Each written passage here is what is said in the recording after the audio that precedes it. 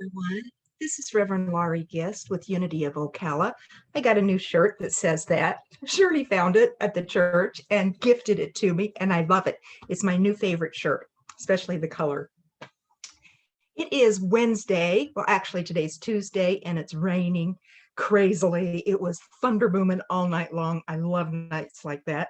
But you'll get this on Wednesday, June, oh my goodness, 15th. No, 16th tomorrow already. I can't believe June is already half over. Soon the summer will be over and we'll be welcoming fall, which is my favorite season, besides the other three. Anyway, we're going to talk Sunday about Father's Day. We are honoring those fathers in our lives that have come and some have gone, those fathers that we know, those uncles, those grandpas, maybe those fathers of our grandchildren, whatever that means to you, that father energy. We're going to honor that and talk about that. And also, as is true in Unity, we are going to explore the spiritual meaning of the divine masculine and how that resides in each of us, and how, when balanced with the divine feminine, brings us more fully into our truth of being what God designed us to be. So it's going to be a wonderful, delicious conversation that we'll have. And we've started these after service conversations, this ongoing dialogue, unity discussions, I call them, until it evolves into whatever it's going to organically evolve into. And they've been wonderful, just gathering together after service and chatting about things that are on our hearts and minds. We've been welcoming so many new folks, and thank you, the brand new ones that have just started coming, for attending our discussion. It was wonderful and heartwarming to just share some tender feelings and some thoughts and ideas. And I just loved some of the questions that came up. There was one in particular, because folks tend to, when they first come to Unity, they really don't know what it is. They enjoy the messages, the lessons, the books, the tools, but for them it's kind of hard to describe to others and even to themselves. Well, how do you do this in Unity? And how do I tell my friends what Unity is? It's like, that's the question we've all been asking in Unity for how old's Unity? Over 150 years old.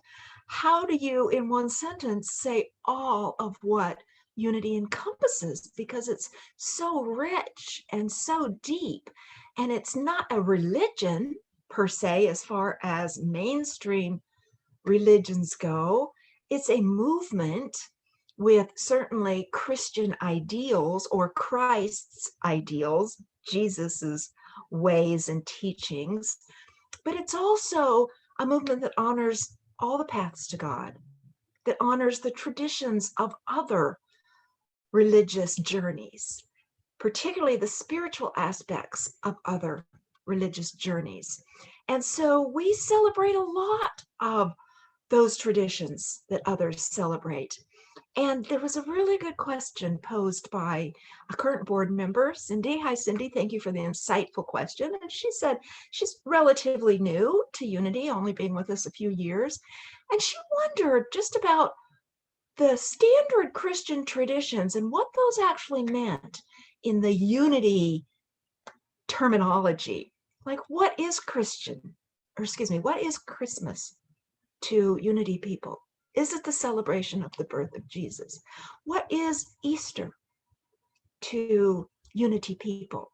Is it that Christ died and was resurrected? And what about communion? Can we do that here?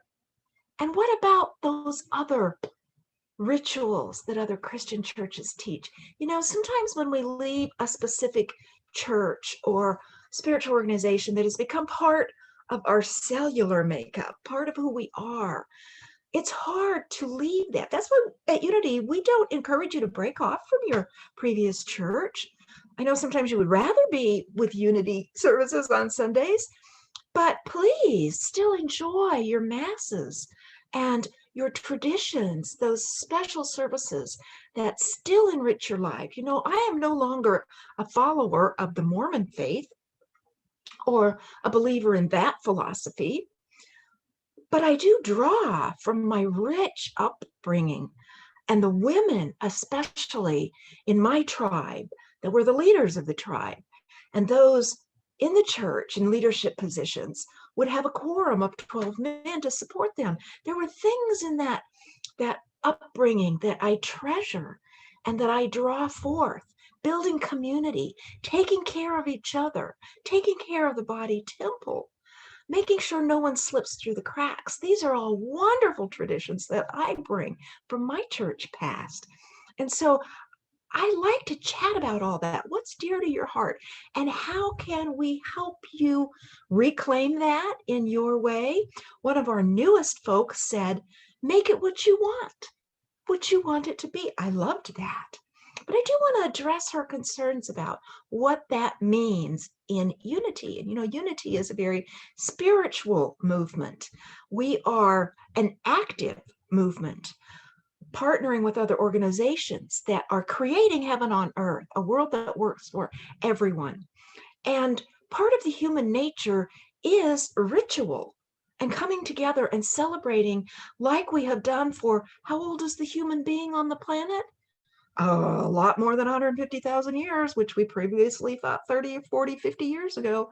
No, humans now could possibly be millions of years old. Certainly the ancient tribes had these rituals that helped enhance their lives and propel their evolution. So we don't want to scrap all that out. Oftentimes when you're scrapping that out with some of these spiritual movements, you're throwing out the baby in the bathwater. We don't want to do that. And there are some traditions in the Jewish faith that are fabulous to celebrate and to help us. So over the year, we're going to be showing you a lot of different ritual work that will help enhance your spiritual practice. We'll be showing you different traditions from around the globe. We're going to be bringing in guest speakers from all different aspects and all different faiths, because we all share this Mother Earth. We are her protectors and her guests. And so it is ours to learn about each other. So I'm so excited about carrying on these discussions, to stay connected, to listen to what's on everyone's hearts, and to address these questions that you have, and to find those answers. When someone says, well, what's unity? You can say, unity is this. And it will come from your heart and what unity is to you. It's going to be a wonderful summer. It's just a joyride, isn't it? I'm so glad we're meeting back in church. It has just, it has been a good year for the church, for reaching out to people we would never have reached before had it not been for the pandemic, for learning what we're capable of. But it has also been a time of separation from each other. So this coming together has just been so soothing to all of us. And whether you're coming in person or part of the conversation at large, it's still a wonderful journey to be part of. So thank you for your continued support and presence in our ministry. Because we are a moving and a shaking, and we got kids coming, so we have got to find some space for them. I want to share this poem from Susceptible to Light. And I just love what it says. It just on this bleak, dreary, rainy, wet day, it just felt good. It's called I Am Light. What is this acumen we've developed to describe our terrors? Why are our stories of pain so well carved and whittled? Why these PhD certificates of our errors hanging all over ourselves? No matter what degree of joy, of beauty, why not give ourselves over to that? No matter how far we are from where we are aiming to go, why not look at it differently? Why not say, I am light, building a kingdom of myself? So maybe when someone asks, well, what are you? Catholic, Protestant, Jewish, Hindu? You can simply say, I am God's light. I am God's light. You are God's light. Can't wait to see you on Sunday. If you have any questions for the discussion, let them come my way. Folks are wanting to learn about the metaphysical interpretation of the Bible. We're going to be spending a month on just that during our discussions. Folks want to learn more about Unity's interpretations of all of the Christian rituals. We're going to be learning more about that. Folks want to learn a lot more about prosperity and abundance and how to manifest that into our lives. We're going to have a whole series on growing abundance with the divine Catherine Ponder, one of the best prosperity teachers in the Unity movement, bar none. Her book, The Millionaire from Nazareth, will be using as a study guide. So stay tuned. We will see you on Sunday. Have a fabulous week. I love you. God loves you. Bye-bye.